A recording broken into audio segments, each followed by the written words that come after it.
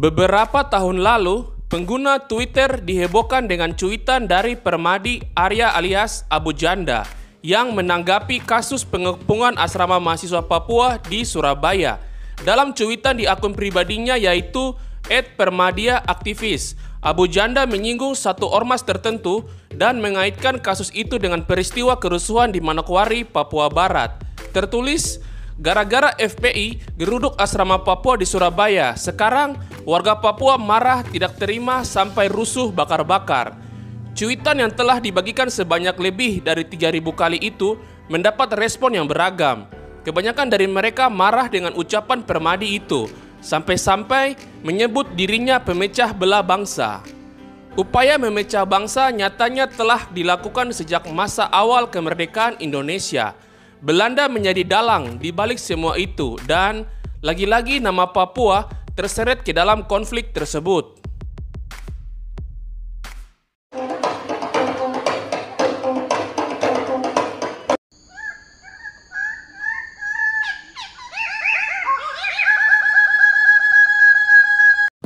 Hai, selamat datang di channel Tongpu Cerita, yaitu channel yang membahas seputar hal tentang Pulau Papua. Dan dalam video kali ini, kita akan membahas Papua yang berada di antara Indonesia dan Belanda.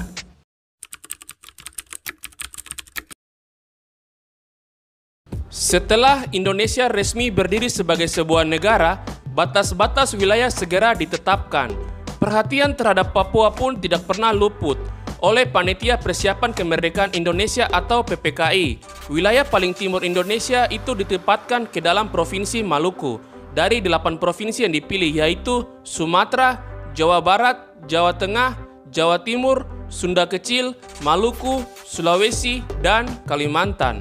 Soekarno bahkan menegaskan dalam pidato radio tanggal 23 Agustus tahun 1945 setelah resmi menjadi kepala negara, menyatakan bahwa Papua merupakan bagian dari Indonesia, yaitu dari Sabang sampai Merauke.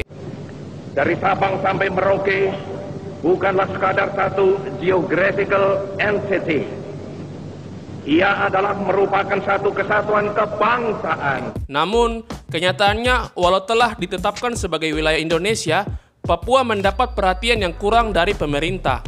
Hal itu membuat kekuatan Belanda melalui Menteri Jajahan H.J. van Mock dengan mudah masuk ke wilayah Papua. Mendapat bantuan dari Inggris dan sekutu, Belanda berhasil mengupayakan penguasaannya kembali. Kepulauan Indonesia melalui kekuatan Netherlands Indian Civil Administration atau NICA. Sebelum melancarkan aksinya, Belanda menunggu pasukan sekutu membersihkan sisa-sisa tentara Jepang di seluruh wilayah Indonesia, termasuk di Papua.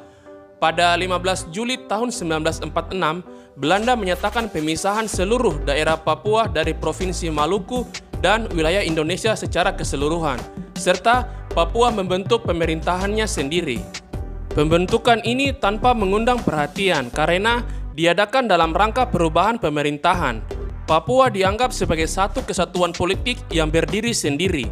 Jika para pejuang gerakan kemerdekaan Indonesia seperti M. Kaisepo, Lukas, dan Nicholas Jowe yang semula menentang penjajahan Belanda berhasil dibujuk, sementara pejuang lain yang tetap menentang seperti Silas Papare, Alwi Rahman, Markus Inde, dan Lukas Rumkorem ditangkap.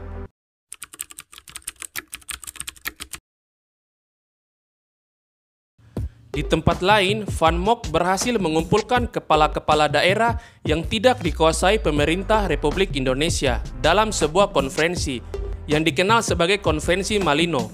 Keberadaan konferensi ini sangat menentukan nasib Papua dan daerah lain yang tergoda untuk merdeka. Sementara bagi Belanda sendiri, Konferensi Malino merupakan jalan pemecah wilayah Indonesia yang telah dicita-citakan. Pemecahan wilayah Indonesia memberi kemungkinan kepada pihak Belanda dalam memisahkan Papua dari daerah-daerah di Indonesia yang lain. Setelah Konferensi Malino, Van Mock kembali mengadakan pertemuan di Pangkal Pinang pada 1 Oktober tahun 1946. Kali ini, sang menteri mengundang orang-orang yang ingin bebas dari Indonesia, tetapi khawatir dengan kedudukannya di dalam ketatanegaraan yang baru. Golongan Indo-Belanda misalnya, mereka takut dengan nasib mereka di negeri yang merdeka ini. Oleh karena itu, mereka mengusulkan agar wilayah Papua dijadikan tempat bagi golongan mereka, dan siapapun yang tidak ingin tunduk pada pemerintahan yang baru dapat hidup bebas. Mereka pun meminta pemerintah Belanda memberikan status politik khusus bagi Papua, sehingga walau berada di wilayah Indonesia, kedudukan golongan Indo-Belanda ini tetap ada di bawah kerajaan Belanda. Usul itu pun segera mendapat perhatian dari penduduk di negeri Belanda. Kedudukan golongan Indo-Belanda di Indonesia dijadikan alasan yang dianggap sesuai dengan pri kemanusiaan dan ajaran agama untuk menghindari agar Papua terlepas dari kekuasaan Belanda dan jatuh ke tangan kaum republik atau pemerintah Indonesia yang dianggap merugikan. Satu hal yang menarik terjadi pada konferensi di Pangkal Pinang adalah sikap para peserta terhadap penduduk di Papua.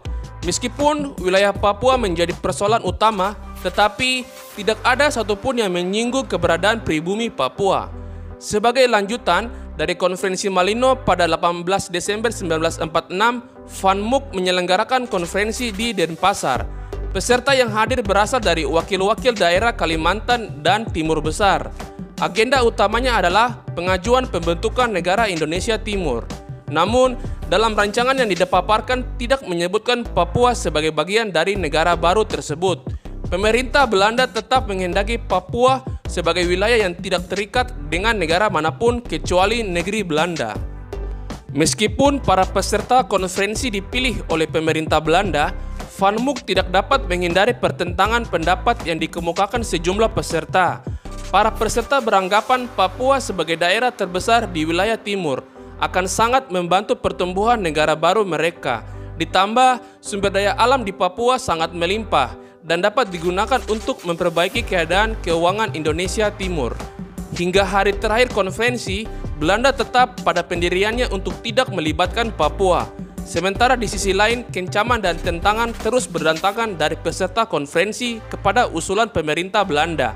Tidak ada satupun kata sepakat dalam konferensi tersebut.